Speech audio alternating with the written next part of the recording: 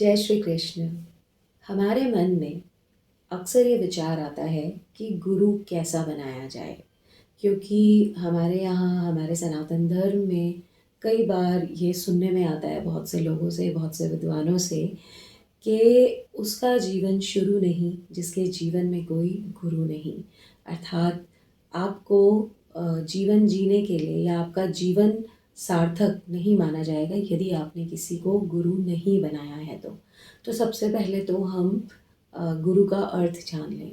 गुरु वो होता है जो हमारे जीवन में जीवन के अंधकार को दूर करता है और जो हमें ईश्वर से मिला दे। एक साधारण सी सीधी सी स्पष्ट डेफिनेशन है गुरु की। गुरु वो व्यक्ति है जो हमें ईश्वर से मिला दे।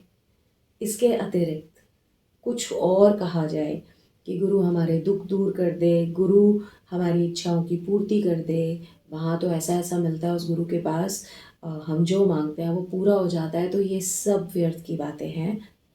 लेकिन सब लोग भागते इसी की ओर अधिकांशतः हैं। किंतु गुरु मात्र वही होता है, बहुत स्पष्ट सी इसकी डेफिनेशन है कि गुरु वो है जो हमें परमात्मा से मिला दे। और ऐसा गुरु कौन होता है? ऐसा गुरु वो होता है जिसने आध्यात्मिक ग्रंथ पढ़े होते हैं, जिसने आध्यात्मिक ग्रंथों को पढ़कर उनका वास्तविक अर्थ जाना होता है, जिसने स्वयं ईश्वर को जाना होता है। हमें किसी चीज़ के बारे में अच्छे से कौन बता सकता है? जिसने उसको जाना हो। हम यदि कार सीखना चाहेंगे तो हम कार वाले के पास जाएंगे कि भाई तुम सिखा दो, है ना? या हम ऐसे जाएंगे कि गुरुजी हमें कार सीखनी है, हमारे गुरुजी के पास बहुत सिद्धियां हैं, वो हमें कार भी सिखा देंगे, बैठे बैठे सर पे हाथ रखेंगे और हमें कार चलानी आ जाएगी। ऐसा कभी हुआ या ऐसा कभी हो सकता है? उसको चलाने का प्रयास हमें स्वयं ही करना होगा ना, या किसी ऐसे के पास जाना होगा जो हमें वो सिखा सके। तो निश्चित ही हमें ईश्वर से जो मिला दे, इसका अर्थ ये होता है कि हमें योग करना होता है।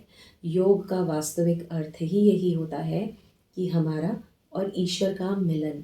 अर्थात पहले तो ये जानना कि हम हैं कौन, हम हमारा अस्तित्व क्या है, हमारा उद्देश्य क्या है, जो हमें मानव जीवन मिला है इसका उद्देश्य क्या है, पहले तो ये जानना है। इस प्रक्रिया में हम धीरे धीरे जानेंगे कि हम आत्मा हैं। हमारे इस भौतिक शरीर का तो कुछ समय पश्चात कोई अस्तित्व ही नहीं रह जाएगा, क्योंकि ये सब यही मिल जाना है। हमारी मृत्यु के पश्चात ये यही मिल जाएगा। लेकिन ऐसा क्या है जो पहले भी था, आज भी है और आगे भी रहेगा? वो है वो परम तत्व, वो आत्म तत्व जो हमारे भीतर है, जिसके कारण मैं आपके सामने अभी बोल पा रही हूँ, जिसके कारण मेरा हाथ ऐसे हिल रहा है, मैं जीवित हूँ। तो वो जो जीवनीय शक्ति है वही हमारी आत्मा के रूप में कही गई। अलग अलग नाम दिए गए, तो हम यहाँ पे उसे आत्मा कह सकते हैं।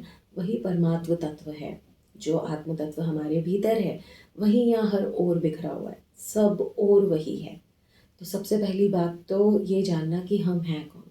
जैसे ही ये बात जान जाते हैं, एक होता है सुन के समझना, धीरे धीरे बार बार पढ़ते हैं जब इसको और इसका अभ्यास करते हैं तो एक जागृति आती है अंदर से, हम स्वयं जानते हैं और हम वैसा अनुभव करने लगते हैं कि वास्तव में हमारा कोई अस्तित्व नहीं है यहाँ पे। यदि किसी का अस्तित्व है तो वो है आत्म तत्व, जिसको हम परमात्मा कहते हैं, और वही सारी ओर फैला हुआ है, सब ओर फैला हुआ है। तो सबसे पहले ये जानना, उसी को फिर हम परमात्मा को जान जाते हैं। इसी को हम आत्मा और परमात्मा का मिलन कहते हैं। जब इस भाव को जीते हैं, जीने लग जाते हैं, तो हमें सब और परमात्मा दिखता है। वैसे ही जैसे अर्जुन को श्रीमद् भगवद गीता के अध्याय 11, जिसका नाम है विश्व रूप दर्शन योग, उसको टीवी में दिखाते हैं ना सीरियल्स में, कि जो कृष्ण जी थे उनका विराट रूप देखा, उसको सब और भगवान ही नज़र आ रहे थे। कई मुंह थे उनके जिसमें कुछ लोग मृत्यु की तरफ भागते जा रहे हैं, उनके मुंह में अपने आप ही भागते जा रहे हैं। किसी मुंह से जन्म हो रहा था, और उनकी दाढ़ें हैं बहुत बड़ी बड़ी, जिसमें सब लोग जो मर रहे हैं, जो पापी हैं, उनका चूर्ण बन रहा है। ऐसे ऐसे उसने बहुत, उसमें लिखा हुआ है पूरे अध्याय 11 में। तो इसका अर्थ क्या था? क्या ऐसा संभव है कि ऐसे कोई बड़ा हो जाए और इस तरीके से दिखा दे? किंतु हमारे ऋषियों ने जो ये कथाएं लिखी वो किस प्रकार लिखी? ऐसे लिखें कि उसको इमेजिन तो कर सके ना। तो जब किसी बच्चे को बताएंगे या किसी को भी समझाएंगे, क्योंकि ये जो ज्ञान है ये वास्तव में बच्चों को ही लेना होता है, आरंभ से ही जानना होता है, तभी तो हम जानेंगे ना कि जीवन जीना कैसे है। तो इसलिए इस प्रकार से बताया गया। तो ईश्वर सब ओर है, इसका अर्थ यही है कि अर्जुन को प्रत्येक वस्तु में, प्रत्येक कण में ईश्वर दिखने लगे। तो सबसे पहले तो ये जानना होता है कि हम कौन हैं, फिर ये कि उसी से परमात्मा को जान जाते हैं, और फिर ये कि वो प्रत्येक कण में है। तो सारे संशय दूर होते हैं। हम सोचते हैं वो किसी रूप में है, ऐसे बैठेंगे। कृष्ण जी को ही ले लीजिए तो बांसुरी होगी, चक्र होगा, ऐसे होगा। और हम सोचते हैं सपने में इस तरह से वो हमें दिख जाएं तो हमें दिव्य दर्शन हो गए। ऐसा नहीं होता, इसको हम दिव्य दर्शन नहीं कहते। दिव्य दर्शन या भगवान के बहुत अच्छे दर्शन होने का अर्थ यही होता है कि हमने भगवान को वो जैसे हैं वैसे रूप में जान लिया, उसी को हम दिव्य दर्शन कहते हैं। तो यदि कोई ऐसा व्यक्ति है जो हमें ये दिव्यता दिखा सके, उसके द्वारा हम इस दिव्यता को प्राप्त कर सकें, वही एकमात्र गुरु है। गुरु मात्र वही होता है जो हमारे अज्ञान को दूर करता है।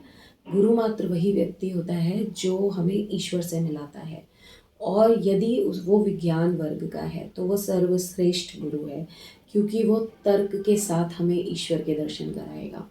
वो हमें किसी लाग लपेट में नहीं लपेटेगा, और सीधे सीधे जैसे ईश्वर हैं वैसे हमें समझाएगा। निश्चित ही ऐसे व्यक्ति के पास भीड़ नहीं होगी, क्योंकि वो जस को तस कहने की हिम्मत रखता है, और वो जस को तस ही कहता है। तो अब मन में प्रश्न आता है कि गुरु कैसे ढूंढें, गुरु कैसा मिले, कहाँ से ढूंढें फिर ऐसा गुरु। तो जो भी हमें दिखते हैं इसमें कुछ गुरु भी हैं, अच्छे हैं। आप सुनना तो आरंभ कीजिए थोड़ा थोड़ा, और उनके पास जाकर ये तो करना ही नहीं होता कि आप हमारी दुविधा दूर करें, मतलब हमारी नौकरी कब लगेगी, आप बताओ हमको कि हमें धन कब प्राप्त होगा, हमारा बड़ा घर कब बनेगा, मेरे बेटे की शादी कब होगी। ये सब हमें उनसे नहीं पूछना होता। और जो इन्हीं सब में आपको घुमाए कि हो जाएगी, ऐसा होगा वैसा होगा, और ईश्वर संबंधित कोई बात ना करें, वो गुरु नहीं है। बस सीधा सा जानने का एक तरीका है कि जो ईश्वर के बारे में कोई बात ना करे वो गुरु नहीं है। तो हमें भी उनसे ईश्वर संबंधित प्रश्न करने होते हैं, क्योंकि और वो कब करेंगे, जब हम ग्रंथों को पढ़ेंगे। ग्रंथों को पढ़िए, बात आती है कौन से ग्रंथ पढ़े। हिंदू धर्म में तो इतने सारे, सनातन धर्म में इतने सारे ग्रंथ बनाए, तो एक से तो आरंभ कर सकते हैं ना। हम श्रीमद् भगवद गीता ही पढ़ सकते हैं। समझ में नहीं आएगी, हिंदी में अर्थ दिए होते हैं, तो हिंदी में समझने का प्रयास कीजिए, और ऐसा गुरु ढूंढिए जो इसको समझा सके, जो गीता जी को समझा सके। उसमें हर वो ज्ञान दिया है जो बाकी किसी भी अन्य ग्रंथ में है। तो ऐसा गुरु ढूंढिए जो उसके अर्थों को समझा सके। अब बात आएगी कि उसके अर्थों को समझाने से क्या होगा, क्या हो जाएगा हमारे जीवन में। धीरे धीरे, गीता में 18 अध्याय हैं, धीरे धीरे जैसे जैसे आगे बढ़ते जाएंगे, तो अंतिम अध्याय का नाम है मोक्ष संन्यास योग। तो हमें यहीं पर इसी जीवन में जीवित रहते हुए मोक्ष और संन्यास की प्राप्ति होगी। हम उनकी डेफिनेशन भी जान पाएंगे कि मोक्ष और संन्यास होते क्या हैं। हमें ईश्वर के दर्शन हो जाएंगे, और इसी क्षण में, इसी काल में, इसी क्षण में, अभी ये जो समय चल रहा है, इसी क्षण हमारी मुक्ति अर्थात हम मोक्ष को प्राप्त होते हैं। और जैसी परिस्थितियाँ पहले थीं वैसी ही अभी भी हैं, किंतु हाँ, उन्हें देखने का हमारा दृष्टिकोण बदल जाता है। और दृष्टिकोण बदलते ही हमें, जहाँ हम जिस जगह पर, जिस परिस्थिति में दुखी हो रहे थे, वहीं हम सुखी हो जाते हैं।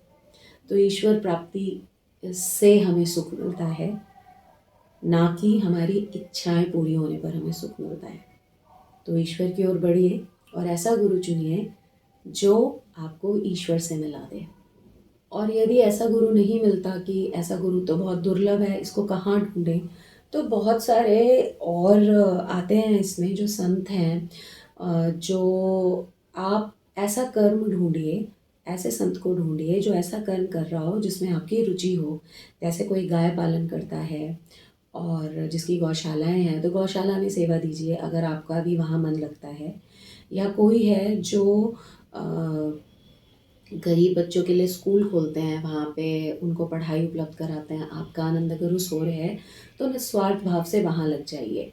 और ऐसे ही किसी भी गुरु को ढूँढ लीजिए जो ऐसा कार्य कर रहा हो जिसमें आपकी रुचि हो। किंतु फिर वहाँ जाकर इफ़ बट किंतु परंतु नहीं होना चाहिए। आप सिर्फ़ उनके अनुसार उनके कर्म को आगे बढ़ाते जाइए। आपको वहाँ पे भी सुख तो मिल ही जाएगा। और लंबे समय तक ऐसा करते रहने से धीरे-धीरे जीवन में शांति आती जाएगी। अन्यथा दूसरा उपाय तो यही है, जो मूल उपाय है, कि आप ऐसा गुरु ढूँढिए जो आपको ईश्वर संबंधित प्रश्न जो आपके ईश्वर संबंधित प्रश्न हों उनको उनके आपको अर्थ समझा सके, उनका उत्तर दे सके और आपको ईश्वर से मिला दे।